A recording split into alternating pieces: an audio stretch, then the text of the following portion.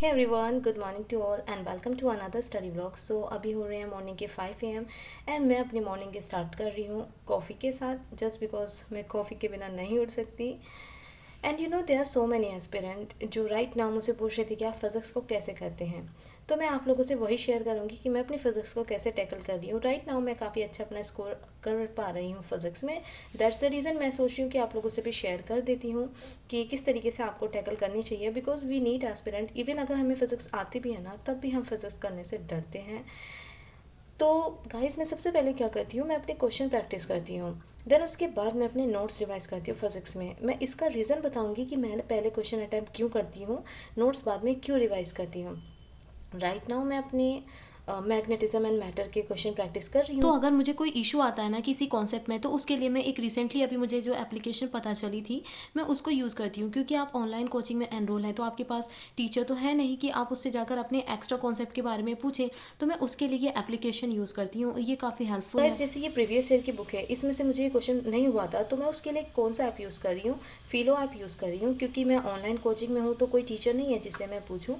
And इसकी application बहुत simple है। आपको सीधा क्या करना है, फ़ोटो क्लिक करना है, उसको क्रॉप करना है सो दैट अननेसेसरी इन्फॉर्मेशन वहाँ से हट जाए। एंड आपको सेलेक्ट करना है अपना teacher, and with in 60 second which means 1 minute में वो आपको लाइव ट्यूटर से कनेक्ट कर देगा।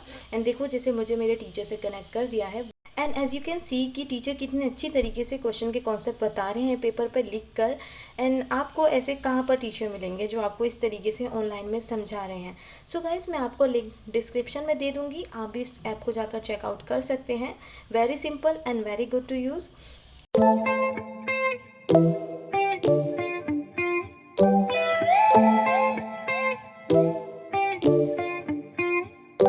भी दिख रहा होगा कि कुछ ऑप्शन कह रहे हैं कि एस एशेट और कुछ मेरा कॉन्सेप्ट तो क्लियर हो गया है। अगर आपका भी कोई ऐसा कॉन्सेप्ट है तो आप ही पूछ सकते हैं। सो मैं बता रही थी कि मैं किस तरीके से फिजिक्स करती हूँ। तो जैसे मैं क्वेश्चन प्रैक्टिस करती हूँ ना, काफ़ी चीज़ ऐसी होती हैं कि वहाँ पर कॉन्सेप्ट होता है उनका, या फिर कुछ फॉर्मूलाज होते हैं, कुछ इंपॉर्टेंट लाइन होती है। मैं उन सबको इस तरीके से पेपर पर लिखती हूँ, क्योंकि ये मेरी ऑलरेडी बनी हुई फॉर्मूला कॉपी है, उसी में मैं एडअप कर लेती हूँ। आपको 3-4 कॉपी बनाने की नीड नहीं है। जितना कुछ मिले आप एक ही कॉपी को मेंटेन करते हुए चलें, क्योंकि लास्ट मोमेंट पे आप रजिस्टर नहीं उठा सकते हैं जो आपके टीचर ने बनवाए थे। जो आप एक्सट्रैक्ट कर सकते हैं ना, पॉसिबिलिटीज़ जितनी हो सकती है उनको एक्सट्रैक्ट करो, एक पर्टिकुलर रजिस्टर में लिखो। क्योंकि लास्ट में ना फिजिक्स में आप इतना कुछ रिवाइज करने बैठेंगे ना, तो आप कहीं ना कहीं अपना कॉन्फिडेंस लूज़ कर देंगे। तो मैं जितने क्वेश्चन करते टाइम मुझे फॉर्मूलाज मिलते हैं या इंपॉर्टेंट लाइन मिलती है, वो लिख लेती हूँ। एज यू कैन सी अभी होने वाले हैं 7 AM इन द मॉर्निंग, और ये मेरा ब्रेकफास्ट का टाइम है। तो मैं अपना ब्रेकफास्ट लेने जा रही थी। As you can see the mess on my study table. मैं अपनी स्टडी टेबल कभी भी मैसी नहीं रखती हूँ, पहले इसको क्लीन करते हैं, बिकॉज आपको हेल्दी एनवायरनमेंट चाहिए पढ़ने के लिए। अब क्वेश्चन प्रैक्टिस करने के बाद ना मैं नोट्स रिवाइज करती हूँ। नोट्स रिवाइज करने का रीज़न ये है, बाद में जैसे आप क्वेश्चन करते हैं ना, उस वक्त आपको काफ़ी क्वेश्चन नहीं हो पाते हैं, आप फॉर्मूला भूल जाते हैं, कोई कॉन्सेप्ट भूल जाते हैं। अगर आप नोट्स को बाद में रिवाइज करेंगे ना, वो लॉन्ग टर्म तक आपके माइंड में रहेगा। आप ये चीज़ चेकआउट कर सकते हैं कि आप जब एक नोट्स रिवाइज करके क्वेश्चन प्रैक्टिस करते हैं ना, तो मैक्सिमम आपसे क्वेश्चन सॉल्व हो जाते हैं। बट अगर आप पहले क्वेश्चन प्रैक्टिस करते हैं, तो तब आपको रियलाइज़ होता है कि ये कॉन्सेप्ट तो आपका वीक था। एंड ये लॉन्ग टर्म आपके माइंड में रहेगा कि अगर आप क्वेश्चन प्रैक्टिस करने के बाद नोट्स रिवाइज करेंगे। तो मैं भी अपने नोट्स बाद में ही रिवाइज करती हूँ, क्योंकि लॉन्ग टर्म तक आपकी मेमोरी में इस तरीके से फीड अप रहती हैं चीज़ें। और जो चीज़ मुझे क्लियर नहीं होती है ना, मैं उसको नोट डाउन करती रहती हूँ, सो दैट फिर लेक्चर में देखूँ टीचर का, वहाँ से अपने डाउट क्लियर करूँ। जैसे मैं अभी अब टीचर के लेक्चर देख रही हूँ, कुछ कुछ पॉइंट थे जो मुझे याद नहीं थे कि ये सर ने क्यों कराए थे, तो मैं वो क्लियर कर रही हूँ सर के लेक्चर देखकर। अब मैं यहाँ पर क्या कर रही हूँ, अपने प्रीवियस ईयर अटैम्प्ट कर रही हूँ। क्योंकि आपको फिजिक्स में ना, जो टीचर ने आपके मॉड्यूल प्रोवाइड किए हैं या मटेरियल जो भी प्रोवाइड किया है, उसे सॉल्व करना ज़रूरी है। देन उसके साथ आपको अपने प्रीवियस ईयर करने ज़रूरी है। मुझे ये भी कमेंट रिसीव होते हैं कि हमें फिजिक्स की एनसीईआरटी करनी चाहिए या नहीं चाहिए। तो मैं आपको एक सिंपल सा पॉइंट बोलूँगी, अगर आपने कोचिंग का जो मॉड्यूल है या फिर मटीरियल है, उसको 100% तरीके से कर लिया है और उसके साथ प्रीवियस ईयर कर लिया है, then you can move on to NCERT of physics. But अगर आपने वो ही अच्छे से नहीं किया, तो एनसीईआरटी पढ़ने का कोई पॉइंट नहीं है। जैसे टॉपर भी बोलते हैं कि एनसीईआरटी ज़रूर करनी चाहिए, बट आप ये तो देखिए ना कि एनसीईआरटी से 4 से 5 क्वेश्चन आते हैं, बट उससे अलग जो क्वेश्चन है वो आपके टीचर ने जो पढ़ाया है ना, उससे होगा। तो यहाँ पर मैंने जब क्वेश्चन प्रैक्टिस किया था ना, मैंने यहाँ पर लिख लिए थे ऑप्शन, क्योंकि मैं क्वेश्चन प्रैक्टिस करने के बाद चेकआउट करती हूँ, बीच बीच में चेक नहीं करती हूँ। अब मैं अपने क्वेश्चन देखूंगी कि मेरे कितने क्वेश्चन सही हैं एंड कितने मेरे गलत हैं। अब वो मेरा हो चुका है, अब मैं अपनी कर रही हूँ बायोलॉजी। तो देखो ऐसा है, बायोलॉजी में भी आप लोग मुझसे बहुत क्वेश्चन पूछते हैं एंड कमेंट सेक्शन में सब किसी का रिप्लाई करना वो भी इतना बड़ा बड़ा नॉट पॉसिबल राइट नाउ, क्योंकि मैं भी अपनी स्टडी कर रही हूँ। तो मैं यहीं आपको क्लियर कर देती हूँ, बट उससे पहले मैं हो गई थी बोर और बीच में मैं छोटू सा ब्रेक लेती हूँ अपनी स्टडी टेबल पे, और ये सॉन्ग मैं यहाँ पर सुन रही हूँ जो आजकल बहुत ज़्यादा ट्रेंड में है। तो छोटा सा ब्रेक भी आपको लेना ज़रूरी है, क्योंकि ना मेंटल हेल्थ भी इतनी इम्पोर्टेंट है जितनी आपकी पढ़ाई इम्पोर्टेंट है। तो उसको इग्नोर बिल्कुल मत करो यार, क्योंकि यार तुम भी इंसान हो, मशीन तो नहीं हो ना। तो चलो हम अपनी पढ़ाई करते हैं दोबारा से रीस्टार्ट। सो मैं बायोलॉजी का ये बता रही थी, जैसे आपने मुझे पूछा कि बायोलॉजी के नोट्स पढ़ के हम कितना स्कोर कर सकते हैं। तो मैं बताती हूँ कि जो मेरे फ्रेंड्स हैं जो इस वक्त कॉलेज में हैं, उन्होंने मेरे नोट्स पढ़े थे एंड उनका फुल स्कोर भी आया है, 355 स्कोर भी आया है। तो ये तो आपके ऊपर डिपेंड करता है कि आप मेरे नोट्स को किस तरीके से पढ़ रहे हैं। मेरा खुद का अपना स्कोर 350 रहा था, 2 क्वेश्चन मेरे गलत हुए थे एंड यहाँ पर मैं छोटू सी अपने आप को ट्रीट देती हूँ। ये साइड में जो केक रखा है, जब मैं इसको पूरा कर लूँगी उसके बाद मैं खुद को ट्रीट दूँगी। इस तरीके से आपको भी खुद को मोटिवेट करना चाहिए, छोटी छोटी ट्रीट रखनी चाहिए अपने लिए।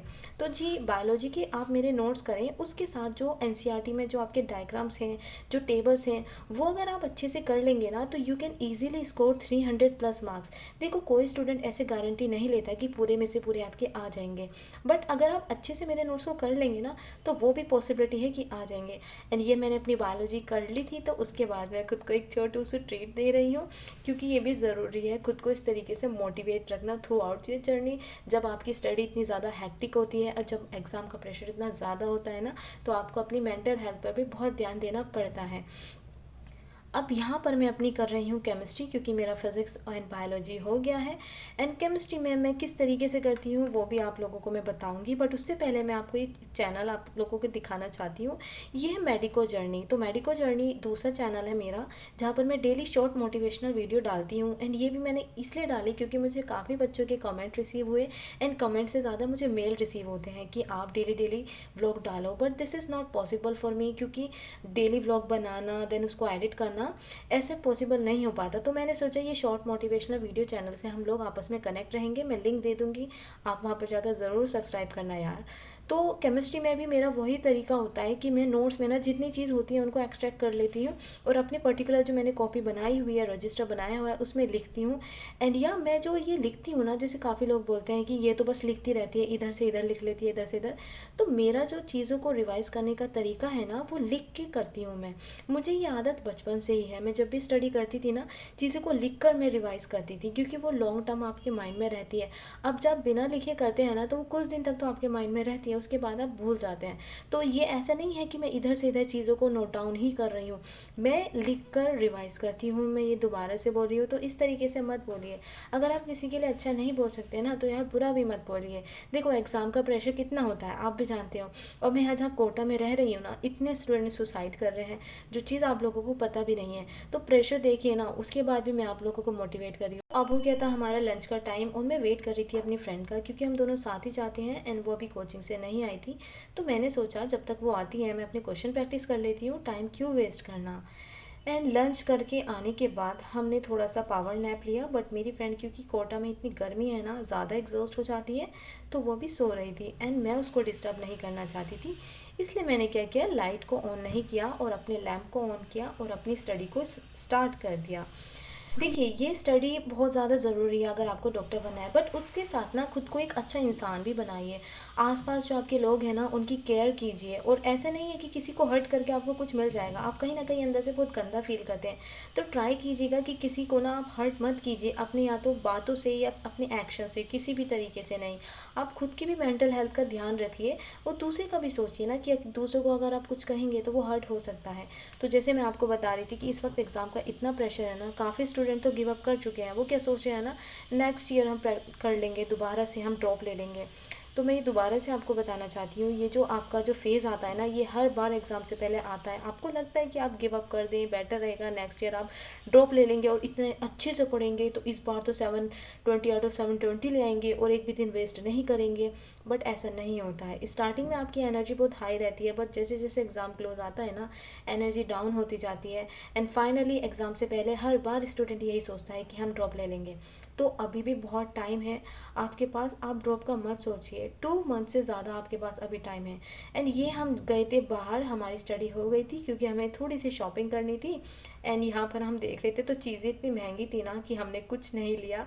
एंड यहाँ पर हम अपने लोवर वगैरह लेने आए थे क्योंकि कोटा में गर्मी बहुत है। एंड उसके साथ हम अपना लेकर आए मैंगो शेक। हम कभी कभी बाहर की चीज़ें खाते हैं, डेली नहीं खाते क्योंकि अपनी हेल्थ का भी ध्यान रखना बहुत ज़रूरी है। एंड उसके बाद आकर थोड़े से मैंने क्वेश्चन प्रैक्टिस किए, बट वीडियो शूट करने का बिल्कुल मन नहीं था, तो मैं वीडियो को यहीं एंड करती हूँ। मिलती हूँ आप लोगों से नेक्स्ट व्लॉग में। Till then everyone keep studying यार, और ख़ुद को बिल्कुल भी डिमोटिवेट फील मत कराओ यार, अच्छे से पढ़ो, अपनी मेंटल हेल्थ का भी ख्याल रखो, अपनी पढ़ाई भी अच्छे से करो। And bye everyone.